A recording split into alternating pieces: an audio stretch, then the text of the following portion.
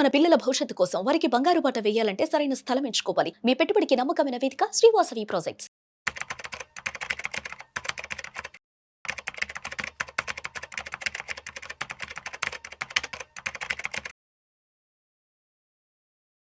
Suman TV ప్రేక్షకులకు స్వాగతం. నేను doctor Anil Kumar Bachchu, certified financial ప్లానర్ని. సంపాదించే డబ్బు అనేది అయితే ఉందో ప్రతి ఒక్కరూ మీరు ఉద్యోగం చేయొచ్చు, లేకపోతే బిజినెస్ చేసినా సరే సేవింగ్స్ అనేది వెరీ ఇంపార్టెంట్. డబ్బుల్ని ఆ పర్సనల్ ఫైనాన్స్ సంపాదించే డబ్బుల్ని మన సొంత డబ్బులు ఎలా మేనేజ్ చేసుకోవడం అనేది చాలా ఇంపార్టెంట్. అందులో ఒక బేసిక్ అంశం, అంటే ఇది పర్సనల్ ఫైనాన్స్లో అన్నిటికన్నా బేసిక్ అంశం అనేది ఇవాళ ఎక్స్ప్లెయిన్ చేద్దాం అనుకుంటున్నాను. ఇది తెలిస్తే ఏంటంటే మీకు ఇందులో ప్రతి ఒక్కరికి బేసిక్గా కావాల్సిన కొన్ని స్టెప్స్ ఏంటో అర్థమవుతాయి. దీన్నే మనం ఏమంటామంటే ఒక కాన్సెప్ట్ ఉంది, వెరీ సింపుల్.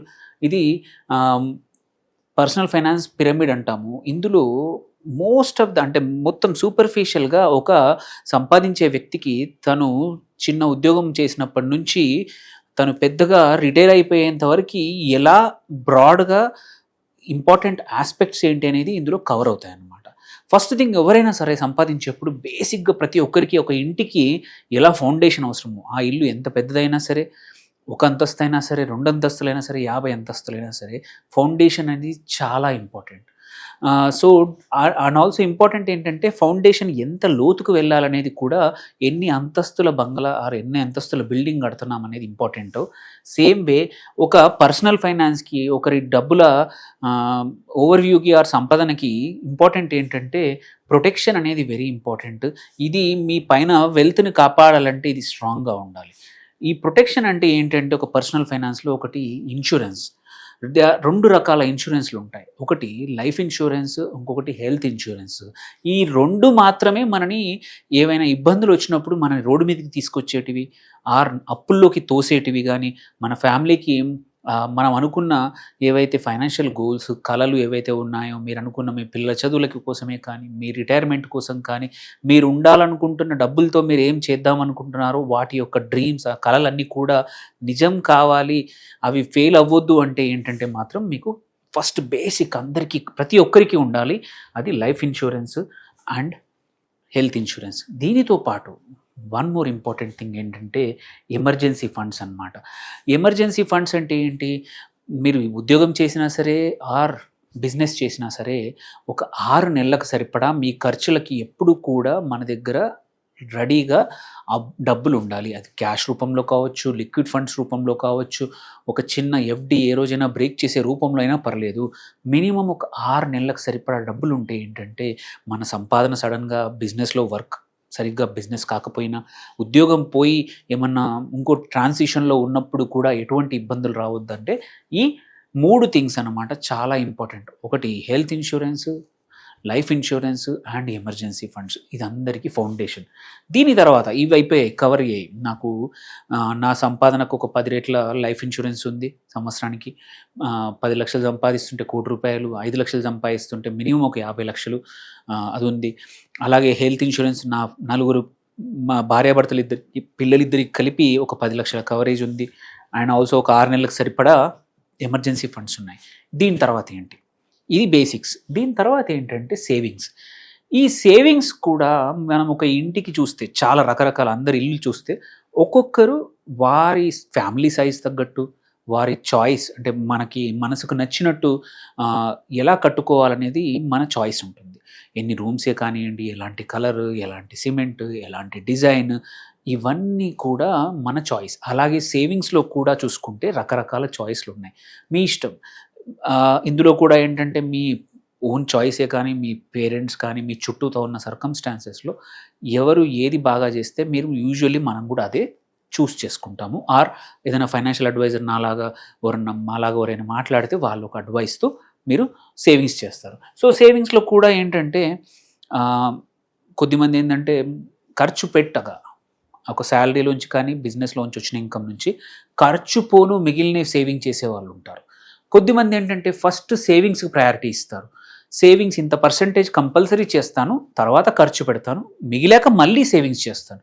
సో అది ఇంకొక ఆప్షన్, మీ ఇష్టం.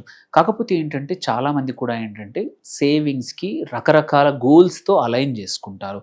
ఏంటి, చిల్డ్రన్స్ ఎడ్యుకేషన్ కోసమే కానియ్యండి, కొత్త ఇల్లు కొనడానికి కానియ్యండి, ఇంకొక కారు కొనడానికి కానియ్యండి, రిటైర్మెంట్ కోసం కానియ్యండి, ఇలాంటి వాటి కోసం నెక్స్ట్ సేవింగ్స్. ఈ సేవింగ్స్ అనేది మోస్ట్‌లీ మన చాయిస్‌ని బట్టి బిల్డ్ అవుతా ఉంటుంది. ఇందులో కూడా కొన్ని ఏంటంటే ట్రెడిషనల్ ఎఫ్‌డీస్ టైప్ ఉంటాయి. అవేంటంటే గ్రోత్ కోసం కాకుండా జస్ట్ సేవింగ్ కోసం. ట్రెడిషనల్ ఇన్స్యూరెన్స్ పాలిసీలు ఉన్నాయి, అవి కూడా అంతే. సో ఇవన్నీ కూడా జస్ట్ సేవింగ్, డబ్బులు పక్కన పెట్టడం అంతే తప్ప హై గ్రోత్ ఉంటుందని మాత్రం ఉద్దేశంతో ఇన్ఫ్లేషన్, ద్రవ్యోల్బణం అంటారు. అంటే ప్రతిదానికి కాస్ట్ పెరుగుతూ ఉంది. ఏంటంటే ఇవి డబ్బుల విలువ ఎక్కువగా పెరగదు. Average growth, next savings, growth assets అంటాము. ఏంటంటే ద్రవ్యోల్బణం కన్నా ఎక్కువగా డబ్బులు సంపాదించి పెట్టే గ్రో అయ్యే సేవింగ్స్ మెథడ్ని ఏమంటామంటే గ్రోత్ యాసెట్స్ అంటాము. మనం ఏంటంటే ఒక 10 సంవత్సరాల క్రితము ఒక 10-15 వేల ఫీజుతో స్కూల్ పిల్లలు ఒక సంవత్సరం చదివే పరిస్థితి ఉండింది. బట్ ఇవాళ మాత్రం మినిమం 60-70 వేల నుంచి 1,20,000 నుంచి 1,50,000 వరకు. అంటే ఎటువంటి టౌన్‌ని బట్టి స్కూల్ ఫీజులు అంతగా పెరిగిపోయాయి. అంటే మన సంపాదన పెరగకపోతే మన సేవింగ్స్ ఆ రేట్లో పెరగకపోతే రేపు ఇబ్బందే. సో అందుకోసమే ఏంటంటే సేవింగ్స్ కన్నా నెక్స్ట్ స్టెప్ ఏంటంటే గ్రోత్ యాసెట్స్. గ్రోత్ కోసం ఏమేమి చేయొచ్చు? ఇన్వెస్ట్ బాండ్స్‌లో చేస్తాము, డైరెక్ట్ షేర్స్‌లో కొద్దిమంది కొనేస్తారు, కొద్దిమంది మ్యూచువల్ ఫండ్స్‌లో కొంటారు, కొద్దిమంది ఈటీఎఫ్స్‌లో పెట్టుకోవచ్చు. మన ఆలోచనకు తగ్గట్టు, మనకి ఎక్స్పీరియన్స్ తగ్గట్టు, మన దగ్గర ఉన్న డబ్బులను బట్టి మనం ఒక గ్రోత్ సరిపడా, అంటే గ్రోత్ కోసం, డబ్బులు పెరగడానికి మంచి గ్రోత్ రేట్ కోసం మంచి రిటర్న్స్ ఇచ్చే యాసెట్స్ని మనం సెలెక్ట్ చేసుకుంటే నెక్స్ట్ స్టెప్ అనమాట. సో ఫస్ట్ ఈ బేసిక్స్ కవర్ అయ్యాయంటే యాజ్ వీ స్టార్ట్ ఎవరన్నా 2022, 23, 24 దగ్గర జాబ్ మొదలుపెట్టినప్పుడు ఫస్ట్ ఇవి ఫుల్ఫిల్ చేసుకుంటాం, తర్వాత ఇవి, ఆ తర్వాత గ్రోత్ వైపు వెళ్తాం. వన్స్ గ్రోత్, చాలామంది ఏంటంటే ఇవన్నీ సెట్ అయిపోయి ఉంటాయి 40కి వచ్చేవరకు, అన్ని 35-40కి వచ్చాక అన్ని రేట్ సెట్ అయ్యాక ఏంటంటే యూజువల్లీ హ్యూమన్ నేచర్ ఏంటంటే కొంచెం రిస్క్ తీసుకోవడం అనేది చాలా కామన్గా చూస్తాం. ఎందుకంటే నాకు సరిపడా సంపాదనకు సరిపడా, ఖర్చులకు సరిపడా డబ్బులు అయితే ఏవైతే ఉన్నాయో సరిపడా సంపాదన ఉంది, నెక్స్ట్ నేను కావాలంటే కొంచెం రిస్క్ తీసుకొని ఇంకొంచెం వెల్త్ క్రియేట్ చేస్తాననే వాళ్ళు చాలామంది ఉంటారు.